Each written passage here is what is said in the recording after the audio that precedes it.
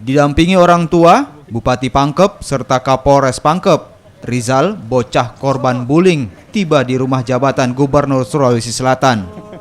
Selain mendapat dukungan semangat, Rizal yang berusia 12 tahun dan baru duduk di bangku kelas 5 sekolah dasar ini mendapat bantuan beasiswa dari Gubernur Sulawesi Selatan. Selain itu, Rizal juga mendapat bantuan sepeda motor listrik dari seorang dermawan. Gubernur Sulawesi Selatan, Nurdin Abdullah, berharap kasus perundungan atau bullying tidak terjadi terhadap siapapun dan dimanapun. Yang saya kira semua tahu apa yang telah kita saksikan kejadiannya di Pangkep, ya. Hari ini kita beri semangat supaya tetap semangat hidupnya tinggi, karena Rizal ini adalah salah satu tulang punggung keluarga juga. Jadi setiap harinya dia tetap sekolah, dia kelas 5 SD, sore dia bantu keluarga untuk jual jalan kotek atau putu, ya.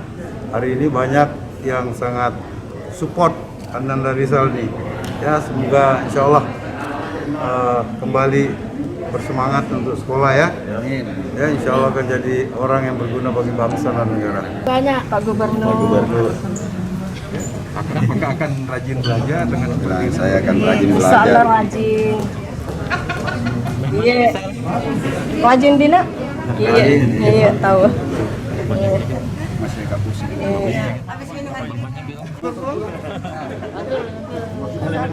Diantar ke rumah.